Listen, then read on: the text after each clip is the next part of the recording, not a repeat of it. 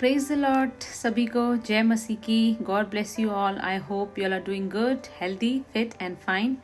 तो चलिए आज हमारा नए वर्ड से हम शुरू करेंगे। तो हमने कल लूका का 19 तक हमने फिनिश किया था। 17 चैप्टर का 19th वर्स हमने जो है वो फिनिश किया था। आज हम 20th से पढ़ेंगे, 20 से हम पढ़ेंगे परमेश्वर के राज्य का आगमन। अब हमने प्रेम के बारे में देखा, विश्वास के बारे में देखा, एक दास का कर्तव्य के बारे में देखा और किस प्रकार हमें अपनी आशीषों के साथ हमें विश्वास में बढ़ते चले जाना है ताकि हम परमेश्वर के रियल डेस्टिनी तक, जो परमेश्वर ने हमारे लिए बनाई है, उस तक हम पहुंच सके। अब हम देखेंगे परमेश्वर के राज्य का आगमन, उसके हम कुछ वचन आज पढ़ेंगे।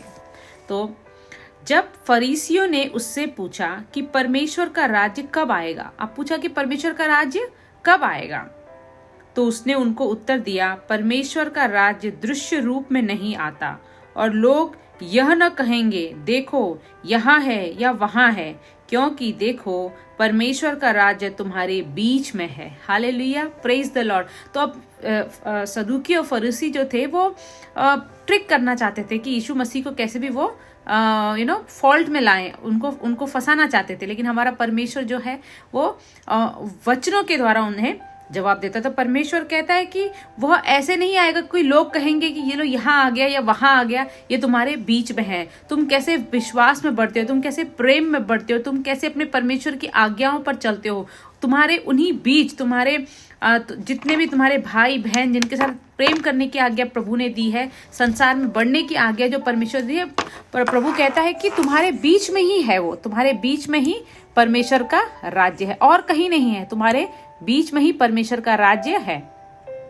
तो ये जो है ये सदूकी और फरीसी लोगों ने यीशु मसीह से पूछा और यीशु मसीह ने कहा कि लोग कहेंगे, लोग ऐसा ना कहें कि देखो यहाँ आ गया और वहां आ गया, और मतलब इससे जो लोग हैं वो गलत मार्ग पर न जाएं, परंतु तुम्हारे बीच में है। फिर उसने चेलों से कहा, वे दिन आएंगे जिनमें तुम मनुष्य के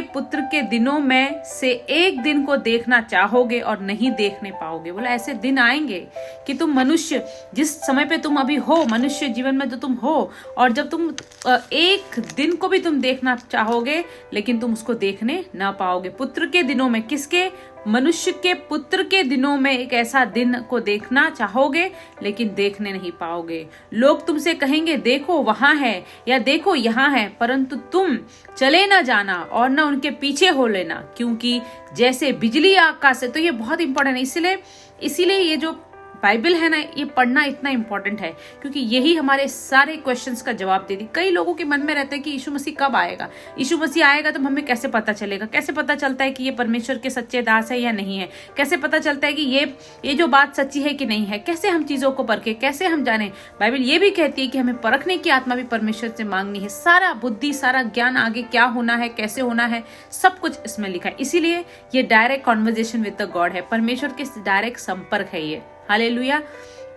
तो अब यहाँ पर बताया जा रहा है कि क्योंकि ये बाइबल में लिखा गया है कि अंतिम दिनों में है झूठे भविष्यद्वक्ता खड़े उठेंगे और भेड़ के रूप में भेड़िया आ जाएंगे, जो हमें लगेंगे कि वो भेड़ है लेकिन वो एक्चुअली भेड़िए हैं। वो तुम्हें मारने के लिए, खाने के लिए, लूटने के लिए आएंगे और झूठे भविष्यद्वक्ता खड़े हो जाएंगे और लोग बड़े बड़े चमत्कार करेंगे, काम करेंगे और कहेंगे कि हम परमेश्वर के नाम से हम चलने वाले लोग हैं। लेकिन हम उस समय पे भी हमें परखने की आत्मा और कई लोग ये भी कहेंगे कि परमेश्वर यहाँ से आ गया, परमेश्वर आ चुका है, परमेश्वर अब परमेश्वर का आना जो बात हुई थी वो हो गई है, या यहाँ आया है, यहाँ या वहां आया, ऐसे अनगिनत चीजें होती रहेंगी। लेकिन प्रभु ने हमें बाइबल में ऑलरेडी हमें सब कुछ बता दिया है कि जब मैं आऊंगा, जब यीशु मसीह आएंगे, परमेश्वर के पुत्र जब आएंगे तो क्या होगा, तो कैसा होगा। तो बोला कुछ तुमसे कहेंगे कि यहाँ है, कोई कहेंगे वहां है, परंतु तुम चले ना जाना और ना उनके पीछे हो लेना, क्योंकि जैसे बिजली आकाश से एक छोर से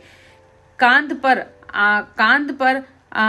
पर आकाश का दूसरे छोर तक चमकती है, वैसे ही मनुष्य का पुत्र भी अपने दिनों में प्रकट होगा। बोला जब परमेश्वर का पुत्र आएगा तो जैसे बिजली जो है, जो बिजली का जो चमकना होता है वो आकाश के एक छोर से लेकर कौंद पर आकाश के दूसरे छोर तक चमकती है, जितना ब्राइटनेस वो बिजली के चमकने पे होता है, जितना उसका प्रकाश होता है, वैसे ही मनुष्य का पुत्र भी अपने दिन में प्रकट होगा। उस प्रकार जब सुपर नेचुरल थिंग्स होंगी और जिस पृथ्वी नेचुरली और वो पृथ्वी से, और परमेश्वर ने जो पृथ्वी को बनाया है, जो चांद सितारे सूरज सब बनाए, उन सब के बीच में से हमारा परमेश्वर जो है वो आएगा। कैसे निकलेगा? जैसे आकाश के एक छोर से, एक कोने से दूसरे कोने तक जैसे बिजली जो है वो निकलती है, वैसे हमारा परमेश्वर का पुत्र प्रकट होगा। परंतु पहले अवश्य है कि वह बहुत दुख उठाए और इस युग के लोग उसे तुच्छ ठहराएं। अब ये परमेश्वर अपने क्रूसिफिकेशन के बारे में भविष्यवाणी कर रहे हैं, पहले ही उन्हें बता रहे हैं कि हाँ, लेकिन ऐसा जरूरी है कि पहले जब वो पृथ्वी में जिस रूप में वो रहेगा, वो कष्ट भोगेगा और लोग उसे तुच्छ जानेंगे, लोग उस पर विश्वास भी नहीं करेंगे, लोग उसे तुच्छ जानेंगे, उसकी कथा पर विश्वास नहीं करेंगे। जैसा नूह के दिनों में हुआ था, वैसे ही मनुष्य के पुत्र के दिनों में भी होगा। नूह के दिनों में क्या हुआ था? नूह को बताया गया था कि एक ऐसी नाव बना, लेकिन लोगों ने उस पर विश्वास नहीं किया। 1 साल, 2 साल, 3 साल, 10 साल, 20 साल, 50 साल, 100 साल वो बनाता गया, लेकिन उसने केवल अपने पिता का इंस्ट्रक्शन माना था, इसलिए वो बनाता गया। लेकिन जो लोग उसे देखते होंगे उन्हें क्या लगता होगा कि ये बेवकूफ है। उस पर किसी ने विश्वास नहीं किया, उसकी ये क्यों बना रहा है, किस लिए बना रहा है, कब ये यूज होने वाली है, नथिंग, किसी ने उस पर विश्वास नहीं किया। प्रभु कहता है वैसे ही परमेश्वर के पुत्र के दिनों में भी होगा। लोग नहीं जानेंगे कि वो क्यों आया है, क्यों मारा गया, क्यों गाड़ा गया, क्यों तीसरे दिन जी उठा, कब वो आएगा, कब अपने लोगों को ले जाएगा। लोग उस पर विश्वास नहीं करेंगे। जिस दिन तक नूह जहाज पर न चढ़ा, उस दिन तक लोग खाते पीते थे और उनमें विवाह होते थे। क्योंकि नूह के दिनों में भी ऐसे हुआ, जब तक लास्ट दिन तक जब नूह है वो जहाज पर न चढ़ा, तब तक किसी ने उसकी बात पर विश्वास नहीं किया। लोगों ने सोचा ये पागल है, इतने सालों से बनाते जा रहा है, पता नहीं क्यों बना रहा है, किस लिए बना रहा है, किसने इससे कहा है, ये किसका यूज होने भी वाला है कि नहीं। ऐसा तो कुछ होने वाला है नहीं। कितने लोग आए और कितने लोग मर भी गए होंगे उस बीच में जब नूह बना रहा होगा। लेकिन जब नूह बोट पर चढ़ा, तब लोगों ने विश्वास किया कि ये जो जल प्रलय की जो ये बात हो रही थी, वो बता रहा था, जो उसको परमेश्वर ने जो उसको दर्शन दिए थे, ये इसलिए था। उसके पहले जस्ट 1 मिनट तक लोग उसी आभाव में थे। 1 मिनट तक उसी शादी लोग विवाह कर रहे थे, लोग खुशी मना रहे थे, अपने तरीके से जी रहे थे।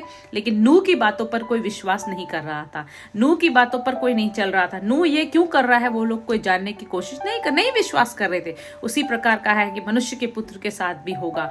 उसका अपमान किया जाएगा, उसका तिरस्कार किया जाएगा। नहीं समझेंगे लोग कि उसको क्यों मारा गया, क्यों गाड़ा गया, क्यों वो तीसरे दिन जी उठा, क्यों वो हमारा मसीहा है, और कि कब वो आने वाले हैं, और वो आने के बाद वो कैसे अपने लोगों को चुनने वाले हैं, छांटने वाले हैं, ले जाने वाले हैं, अनंत काल तक अपने साथ स्वर्ग में अपने लोगों को ले जाने वाले हैं। वो जीवन, वो अद्भुत जीवन, वो अद्भुत लाइफ जो है, वो मृत्यु के बाद जो है वो परमेश्वर किस प्रकार अपने लोगों को देने वाले हैं, वो अभी लोग नहीं समझेंगे। अंत लास्ट डेट तक भी कुछ लोग हैं वो नहीं समझेंगे, क्योंकि परमेश्वर ने कहा कि ऐसा होगा। उस दिन तक लोग खाते पीते थे और उनमें विवाह होते थे।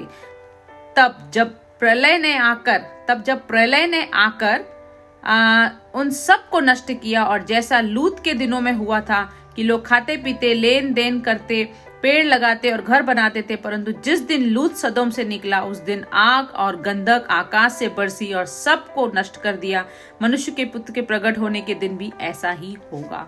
तो यहाँ पर एग्जाम्पल दिया जा रहा है, बताया जा रहा है कि यीशु मसीह पहले ही यीशु मसीह अपनी क्रूसिफिकेशन की जो कहानी है वो उनको बता रहे हैं। वहां पर ऑलरेडी वो भविष्यवाणी कर रहे हैं कि वो अपने ही बारे में बता रहे हैं कि मनुष्य के पुत्र को कष्ट होगा, उसका तिरस्कार किया जाएगा। लेकिन लोग अंतिम दिन तक उस पर विश्वास भी नहीं करेंगे, कुछ मानेंगे नहीं, खाते पीते रहेंगे, अपना जैसे दिनचर्या चलती है रूटीन वैसे चलाते रहेंगे, विवाह होते रहेंगे, सब कुछ कॉमन होता रहेगा।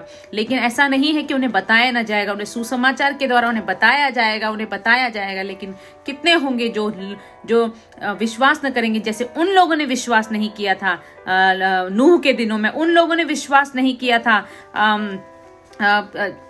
अंतिम दिनों में, जब वो लोग सदोम से जब तक वो निकला तब तक लोगों ने विश्वास नहीं किया। लूत के दिनों में जैसे लोगों ने विश्वास नहीं किया, नूह के दिनों में जैसे लोगों ने विश्वास नहीं किया, वैसे ही यीशु कहता है कि परमेश्वर के पुत्र के बारे में भी लोग विश्वास नहीं करेंगे और चीज़ों को, मन को नहीं बदलेंगे, कठोर करेंगे, और जब अंत में समय आएगा तब उन्हें पता चलेगा कि एक्चुअली वो जो सुसमाचार सुनाया जा रहा है, जो लोगों को, आत्माओं को बचाने के बारे में जो बताया जा रहा है, सर्वशक्तिमान परमेश्वर के बारे में जो प्रचार किया जा रहा है, यीशु मसीह नासरी के बारे में जो प्रचार किया जा रहा है, वो सब कुछ सच था। जीवन बदलने का मौका सबको मिला था, अपना मन बदलने का, मसीह में पैदा होने का, परमेश्वर में अपने आप को बॉर्न करने का मौका सबको मिला था। किसी ने पाया और किसी ने उसको खो दिया। Hallelujah, praise the Lord. इसी के साथ आज हमारा 30 तक का चैप्टर कंप्लीट हो गया है। कल हम 31 से पढ़ेंगे, फिर मिलेंगे। आज आप लोग इन वचनों पर मनन कीजिए और देखिए कि यस, कैसे हम लोग प्रेशियस हैं, इतने अनमोल हैं, इतने इंपॉर्टेंट हैं, क्योंकि हमने परमेश्वर की उस क्रूस की कथा पर विश्वास किया है और हम परमेश्वर के साथ हैं। Hallelujah, praise the Lord. God bless you all.